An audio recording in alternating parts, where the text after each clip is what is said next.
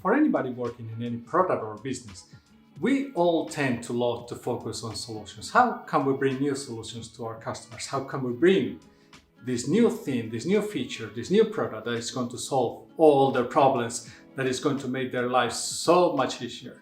And we tend to look a lot into these solutions and actually try to identify the ones that we think that are the ones that are going to bring the biggest impact to our companies. But the reality is that many times when we are looking into solutions that our customer needs, many times we identify a problem, it's true, and we try to jump directly into what are the solutions that we could do actually to benefit and to actually make their lives easier. But something that we tend not to do so often is to try to understand the problem that our users are actually having. Try to have a deep understanding of what is that problem and really focus on knowing that problem, on knowing what's going on there, what is this workflow or what our customers are trying to achieve, and by this way actually identifying the real pain points and how we could actually tackle them.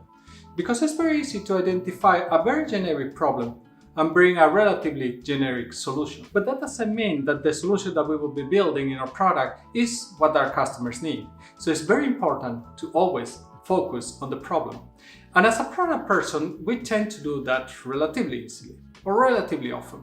That we identify a problem and we already jump into conclusions into what would be the best way of solving this problem, without actually talking with those end customers, with talking with different stakeholders that actually could give us a better insight of what the actual problem is and what the actual needs are. Because otherwise, very often, it will happen that the solution that we are building is not necessarily what the customers are expecting.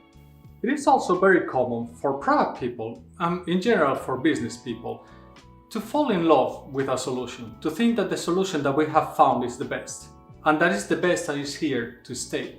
But the reality is that we see it all the time is that the solutions that we see now that nobody has, or the few can access. Just think about electric cars.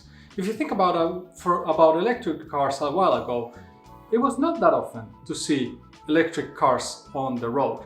And typically they were either not too thrilling or they were actually really, really expensive.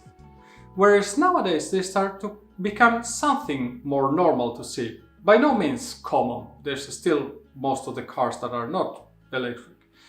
But it starts to go further down as the new thing into something that it's starting to be more normal to be seen in the offering from different manufacturers.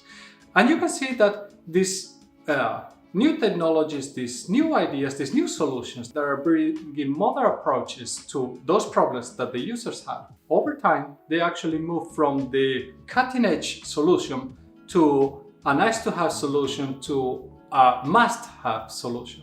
And when you are in the must-have solution, you know that any product that is going to be launched is going to have that exact solution.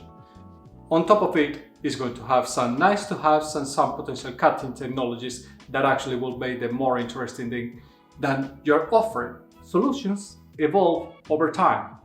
And if we fall in love with a solution, this is going to get old over a certain amount of years. So this is something that you have to take into account when you really look into these solutions and how to solve your users' problems. And yes, problems also evolve with time.